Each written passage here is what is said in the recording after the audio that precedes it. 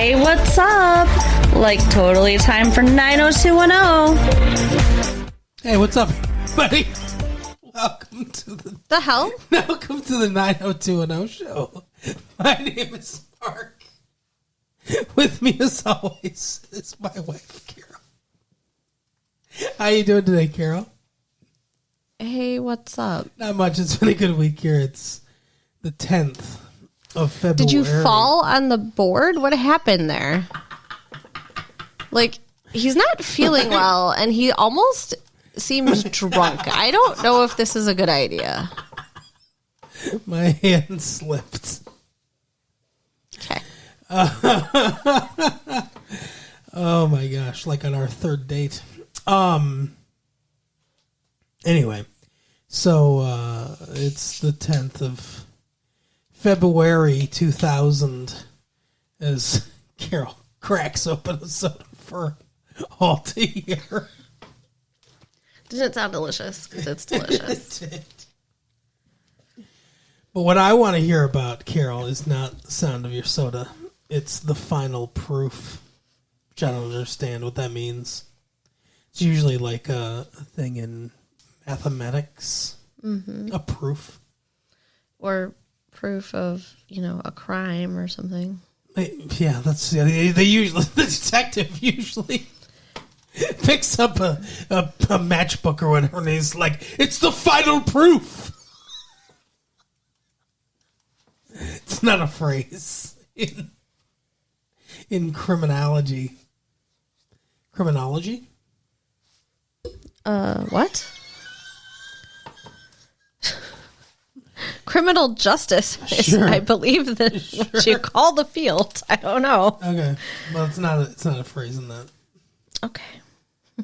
I really don't know what final proof has to do with the episode. But Proof of life, maybe, but like I don't. No, there was nobody in question of being alive. No, wait, Noah. Yeah, like being kidnapped or whatever. But like, yeah, I don't know. I don't know what it's supposed to. I don't know what it's supposed to reference. It's weird. Yeah, whatever. Speaking of weird, though, this episode is fucked up. Like you. Yeah, it is kind of. I'm high on medication right now, guys. Sorry. I'm not. Did you take the NyQuil instead of the DayQuil? Is that what happened? Well. You're not supposed to drink that shit straight. I have some sort of cold. You're not supposed to. I use it as a chaser for my vodka lattes. Right. Anyway, so this show has never been great. No. At tone. Oh, I thought you were just speaking to the quality. Just in general, this show's both 90210 and this show that we're doing right now has never been great. In all We've fairness, had moments, right? In all fairness, I'd say season 1 and 2 were good, but yeah. Anyway, continue. But it's never been great at tone.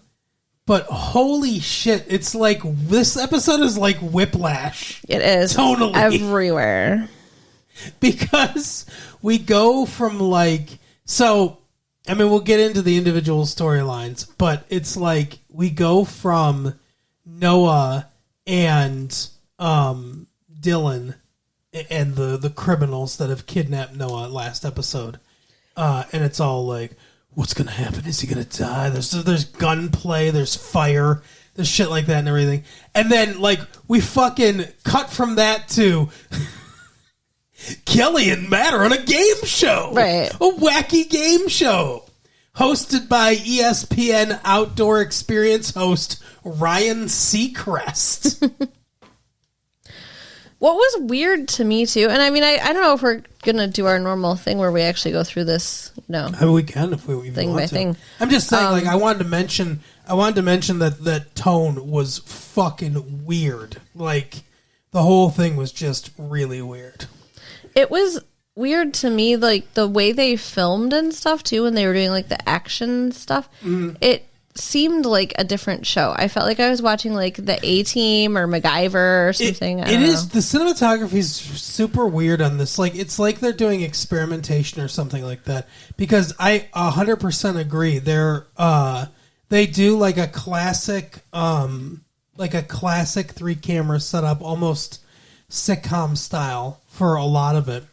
And then when they're doing their, like, you know, he's been kidnapped kind of thing, they do a lot of handheld stuff, and like there's a lot more motion to the camera, and it's weird. Along with the tone, it throws everything off. And like you said, it feels like we've switched channels. Yes. And we're watching a different show. It's very bizarre. How bizarre? Right, exactly. Is that a Chevy 69? That's a line from the song you're referencing. He just got a puzzled look. That's all I got for him. OMD or whatever it is. I know the song. Yeah. Want to know the rest? No. Hey. No. Buy the rights. You don't? No. That's a good song. It is a good song. Okay. What the fuck are you staring at me like that for? Where do you want to start? Let's start with, I don't know, Matt and Kelly. Okay. Matthew and Kelthew. Matt and Kelly are hanging out. Donna's hanging out with them, which is weird. And she even says, like, Valentine's Day is coming. Yeah. And she's, you know, talking to David about how she has nobody and she's all alone and she's helping them prepare to be on this game show. And she's all sad. Yeah, it's Truth or Date or something like that. Truth or Date. That is not what it is. That's the one from Mallrats. Oh. But it is like one of those, like, do you know your partner kind of game shows. And she's like, I don't know, quizzing them. So whatever. So what color is Matt's toothbrush? It's really weird. Yeah. But yeah, they're preparing to go on this thing for Valentine's Day, and they're going to win $25,000 if they win. Which they need because his law practice is in the toilet. Yeah, exactly. We don't even talk about that this episode. No, but I'm just saying, like, we got to know why they urgently want this money. She's not working, and he's not working. Yeah. They have time to sit around and do nothing but prepare for a game show. Jizz in a cup for his brother. Oh, my God. Remember? Yes. Last episode. I do remember. They should pay him for his sperm. I agree. Then they'll be able to buy groceries. 1 penny for each sperm. Because there's millions, you know. Yes. But anyway, so they go on the show, and well, they're in the green room for the show. That's an industry term, everyone. It's the waiting room. They all know that. And all of a sudden, Kelly feels sick. Mm-hmm. Now, I said instantly, I'm like, oh, she's pregnant. Yeah. But it's really just an excuse for her not to be on the episode. Yeah, she says it's food poisoning. So she's got to go and everything. The producer seems to think that Donna is Kelly. Well, she definitely thinks that. She comes in and don't know calls her why. Kelly. Yeah, I don't know either. And Donna's just like, oh, yeah, I'm Kelly, and starts, like, hanging on Matt. How did they get in on this show? Like, did they not have to interview, or, like, did they never see them? Right. Yeah, it's a very good point. I mean, you always have to, like, audition for those shows. And I think so. Matt just went up to him and was like, hey, we want to be on the show. Okay, cool. That's just how it works in this world, I guess. I guess. No one else wants to be on this fucking weird show. If they won, I feel like it'd be fraud. Because it's supposed to be him and Kelly, and if it's him and Donna and they're paying them, yeah, I don't think that would work out anyway. I agree. But we see an episode of the show or whatever with some freaks or whatever, and then they're going up against, it looks like, I don't know, Muffy and Buffy, I guess, right, or whatever, Charles and Buffy, because they're wearing the very stereotypical white cable sweater with the ascot. They're yuppies. Oh, we're ready to go. We're ready to go. They're preppies. Preppies. Maybe, I don't know. They're weird. I don't like them. And they seem like they should be playing tennis. Yeah, that's exactly. Exactly. Yes. I'm glad it's exactly. So they start asking questions. Here's another thing that is funny to me. in this show, they're sitting next to each other. Instead of going backstage, they're sitting next to each other. And they put on little headphones like we have on headphones, right? And then in order to let the person know it's okay, they'd be like, Matt, you can take off your headphones. Now, if he can hear that, how did he not hear the answer? Oh, weird. What the fuck? Maybe the announcer's able to speak into the headphones. Maybe, I guess. But that's a very valid question. It's certainly not made clear. Oh, wow. So, anyway, they wear headphones next to each other and they ask him questions. They started asking questions, and Donna knows all the answers. Because she's been studying with them. And because Kelly's told her everything. Well, yeah. Like, there's a thing like, where's your favorite place to make whoopee? I love that word. To make whoopee outside of the bedroom. And Donna says, Matt's office. So Matt answers, I guess, honestly, I don't know how he thinks Donna's going to know the answer to this question. But he says his office, and she talks about how we like to play a game called Hostile Witness or something like that. Not Hostile Witness, but yeah, something like that. It's law related. Yeah. Client attorney privilege. Yeah. But yeah, Donna says that. He doesn't say that. No, but it must be accurate because he's not happy about it. Yeah, Ryan Seacrest is asking him about it. And so then they go through, and everything. They get to the last question, which is who is Kelly's best friend? And Donna says that's easy, Donna Martin. To which Matt says, me. I'm her best friend. What a fucking idiot. Like, you're her fiance. You're not her best friend. Even if, emotionally, we're each other's best friends, that's a title that belongs to a person and it's not you. Correct, yeah. Because, I would say you're my best friend and probably vice versa, spiritually. Sure. But if somebody asked me who's your best friend, my response wouldn't be my wife. Right. It'd be your best friend. It'd be the person that is only a friend that holds the title of best only friend. Correct. That's your only friends, you're not not lovers. Exactly, right? Yeah.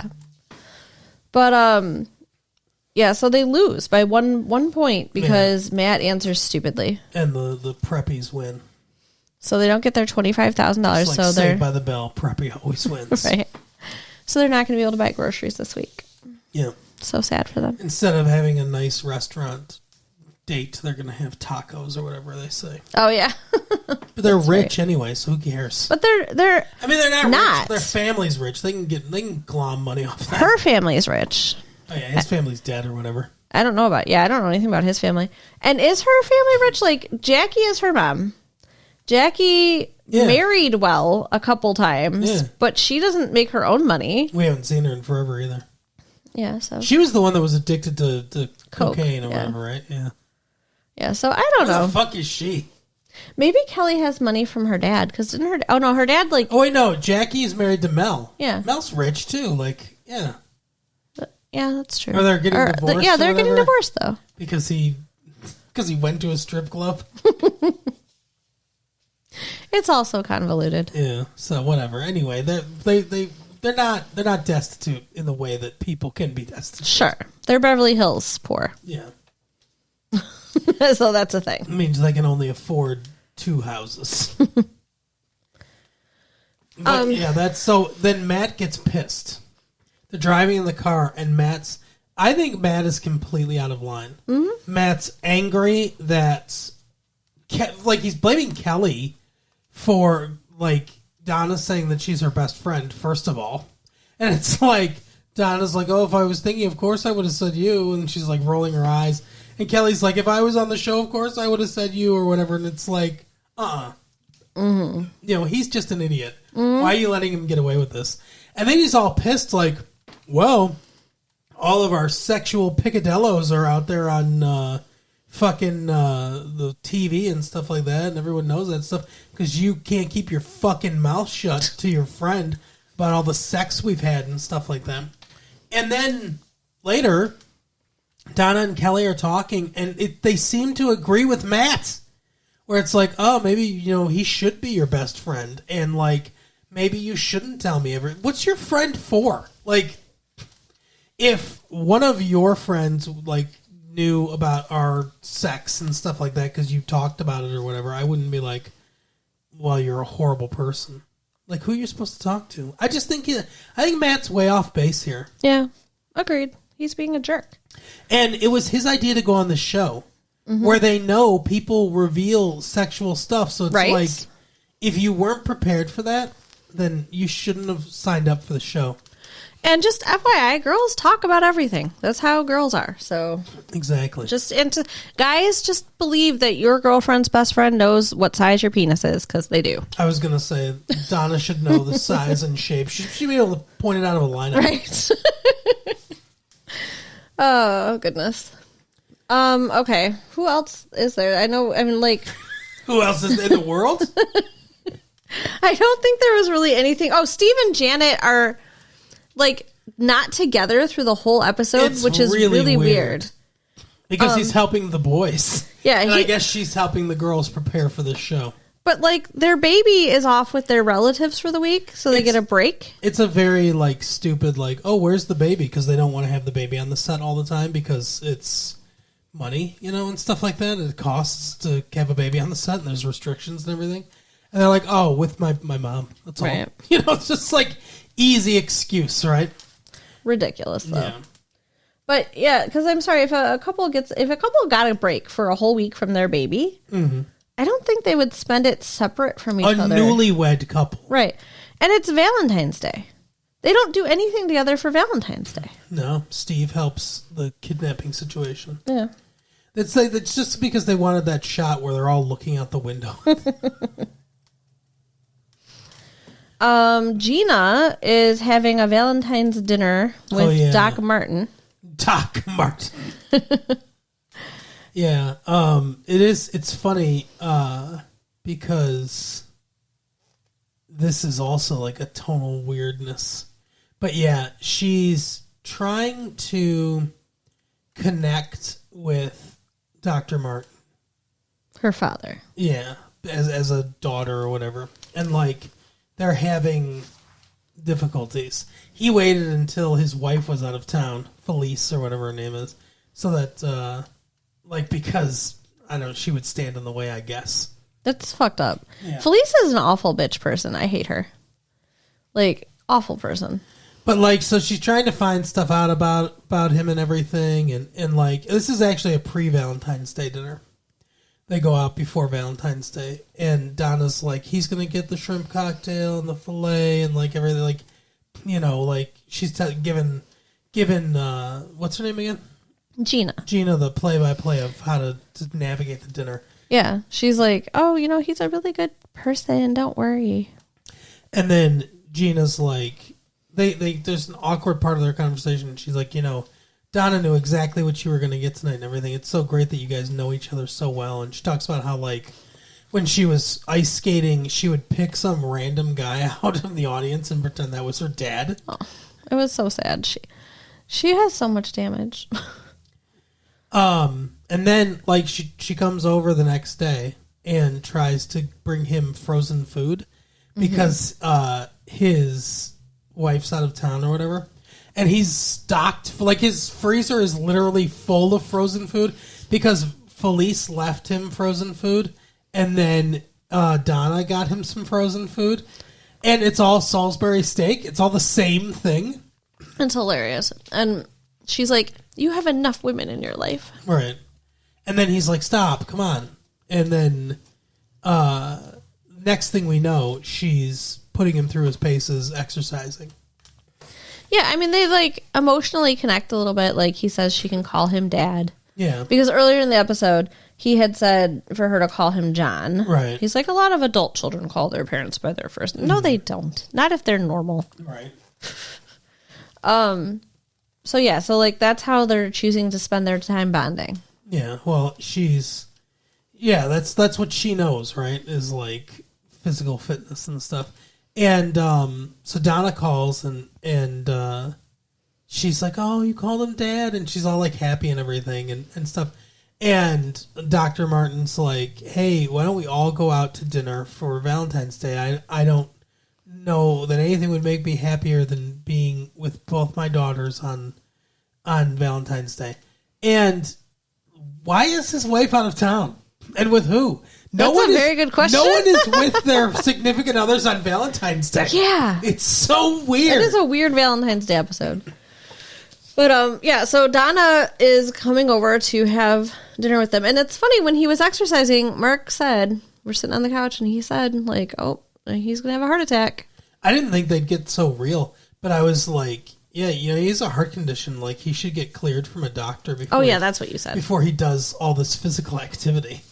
But he actually dies. Yeah. He's dies found... of a heart attack. Well, we assume he's dead. I mean, next episode it could be like he's on life support or something like that. Yeah. I don't know, but he's not breathing. I assume he's dead. Yeah, Gina finds him at the bottom of the stairs right when Donna shows up, and they're like, "Oh my god!" And Donna's like, "Daddy, Daddy." Now everyone's gonna say that Gina killed him. Yeah. If that's the case, right? Mm-hmm. They're gonna blame her. In my opinion, the Salisbury steak frozen dinners killed him. There you go. Because why are you eating that when you have a heart condition? Very true. He needs to eat much healthier food. Yeah, well, not anymore. Too late. But yeah, so that's the conclusion of that storyline. So we've got dead dad, kidnapping, and wacky game show, and it's like it's so awful. And it's not like what we just did where it goes one by one. It cuts back and forth. And every time it cuts to the wacky game show, it's like, this is weird. Yeah. Like, it just feels weird. So the only thing we have left, I think, to talk about then is the kidnapping. Yeah. So Dylan... The douche napping. Right? Dylan's weird and doesn't want to deal with the police. Yeah, I don't understand this. Like, well, they do say... So, first of all, what happens is that lady shows up. The drug lady. And she's all like, "Oh, my brother is fucking probably kidnapped this guy. I think, maybe." Yeah. And they're not immediately suspicious that she knows it's a kidnapping. Like, what the fuck? All she says is, "Oh, I'm not able to get a hold of Noah. I'm not able to get a hold of my brother. Probably kidnapped him." Well, like, what the fuck? She said he was talking about kidnapping. I thought she said he was talking about kidnapping. I was suspicious immediately. Because how did she know? So they go to investigate, and they find Noah's car with the windshield broken, the keys in the ignition, and his wallet laying on the ground. Mystery solved right there.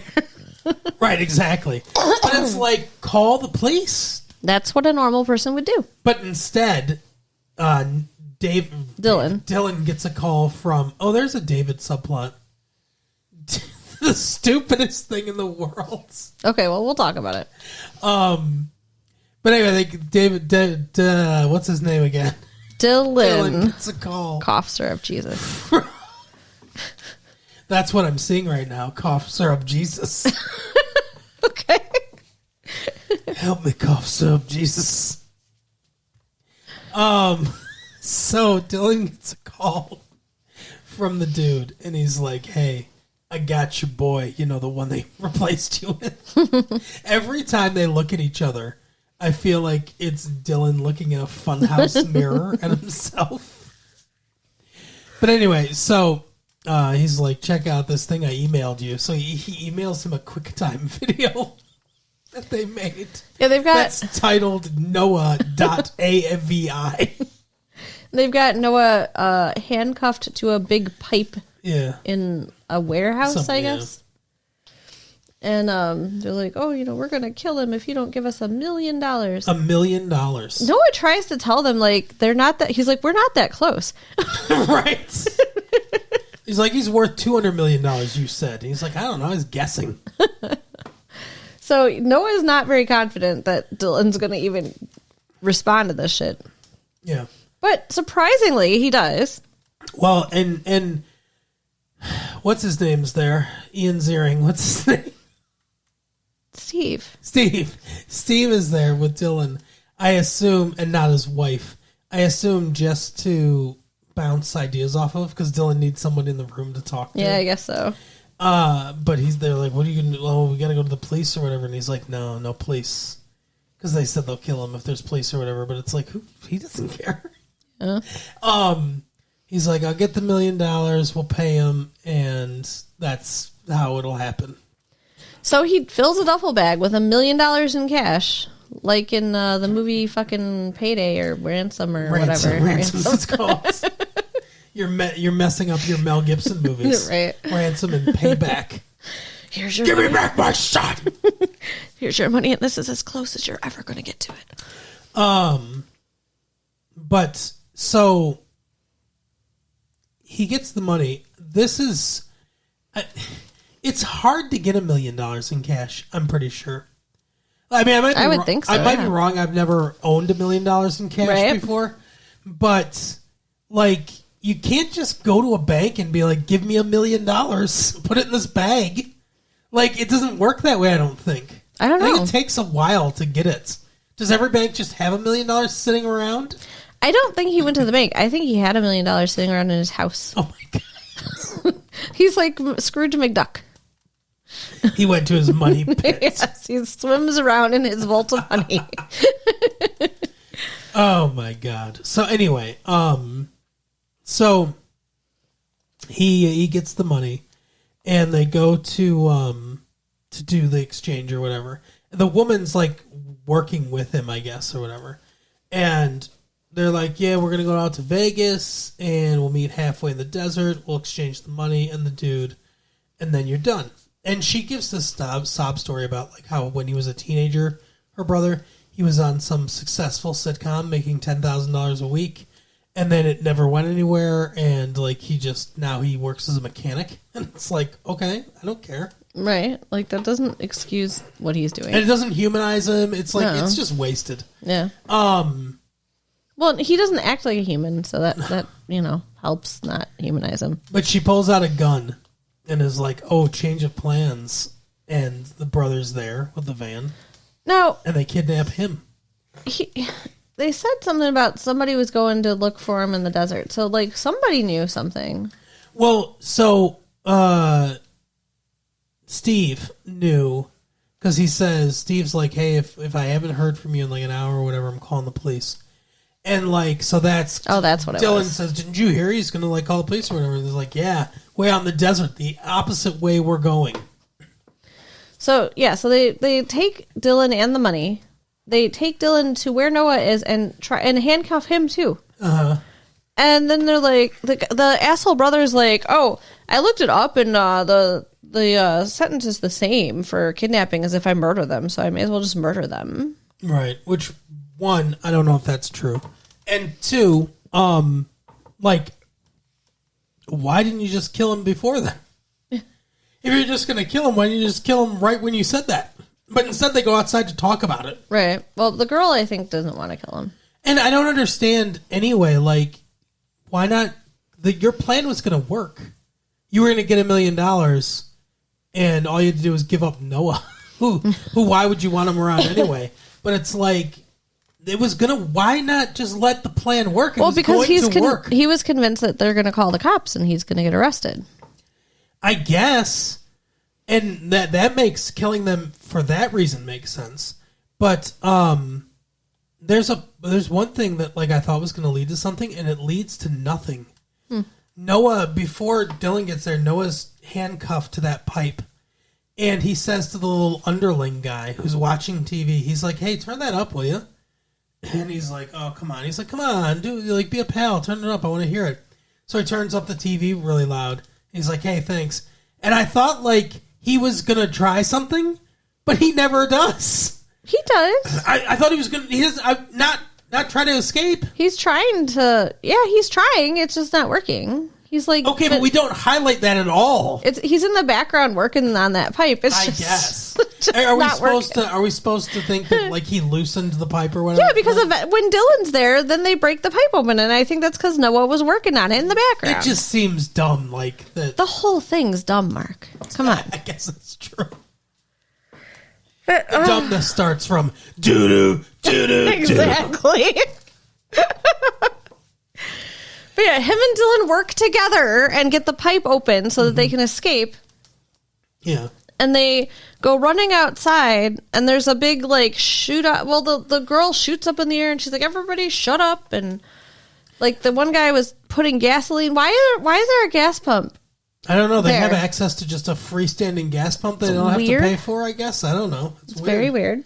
I think it's the mechanic shop that he works at, which is for some reason abandoned. Yeah, he's a great mechanic. But like he throws his cigarette down on the ground, and it's like it's obvious what's going to happen there. Yeah, because it the starts gas is spilling out. leaking. Yeah.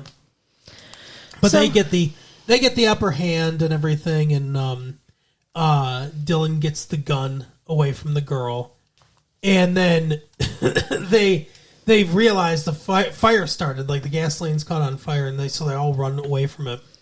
And I said, "What about the money?" And then fucking Noah's like, "The money," and Dylan's like, "Who gives a fuck?" Yeah, Dylan's like, leave it. And Noah runs into a burning fucking vehicle to get the bag of money. Yeah, I don't He know. should get to keep that. I don't know what this proves or like what this is for, and maybe that's what it's going to be. Like Dylan's like, it's yours. You risked your life for it or whatever. But it is weird. He jumps before the thing even explodes. Like he knew it was going to happen. Awful. Like he knew exactly when it was going to happen. It explodes right afterwards. Yeah, awful choreography. But yeah, then they get arrested. I guess. Like I don't know. Like and that's just the end of it. I thought someone was going to die or something. I don't know, but no, they just get arrested. Yeah. Oh yeah, the police said, "Good job." Yeah, Steve's like, so did they, talk to you about not taking the law in your own hands? And Dylan's like, no, but they did say thank you. Yeah, because he's rich. Ridiculous. Yeah, he's ridiculous like storyline. Batman. I'm Batman. But yeah, so that happened. All that happened. Oh, David's girlfriend fucks another guy. I'm pretty sure. Is she his girlfriend? David's dating that whatever the reporter Camille. Yeah, from the last episode. And some ex comes and tries to give her a watch, and she's like, no. And she's like, hey, I need to take care of something. And she leaves for 3 hours. Yeah, it's with kind this of weird. guy. And then she comes back and she's like, oh, I thought maybe you got the wrong idea. And he's like, no, I didn't get the wrong idea. When he was trying to play it cool. And it's like, what happened? Yeah. I would want an explanation. answers. You were gone for 3 hours with this guy who's an ex. What the fuck? Yeah. It's not good. Oh, and Dylan made a handmade Valentine for her. Yeah, the same kind that he made for Donna, apparently. Because Donna said it was the best Valentine's Day gift she ever got. But Come on, asshole. You're reusing a gift. Like, that's a special Donna memory, and that makes it so unspecial now. But he thought that he should get her something more expensive or whatever because this guy was giving her a watch. And so he gets her lingerie? I think, yeah. For, like, the first Valentine's gift? That's pretty fucking bold. It is. You haven't known her that long. And then she's like, she comes in ranting about how, like, expensive gifts are lame and stupid. And she just wants a handmade card. And so he gives her the handmade card. Yeah, and he takes the gift. He's like, oh, no, this is for my niece or whatever, my little sister. I don't His remember. little sister's what yeah. it says, yeah. Hope she didn't open that box. No shit. But seriously, that doesn't explain anything. I would still think that she had sex with that guy. Oh, something happened. It was very weird. Yeah. Like, the whole thing's weird. But that is 90210. So. It is. That's our show today. But happy Valentine's Day, everyone. I mean, in a couple days. Yeah, happy Valentine's Day. Carol, tell people where they can find their own handmade doily-laced card. You can write us at latefee1994 at AOL.com. Mm-hmm. Check out our website at www.retrolatefee.com. Yep. And share the tapes with your friends. All right, I'll see you next time. Bye. Bye.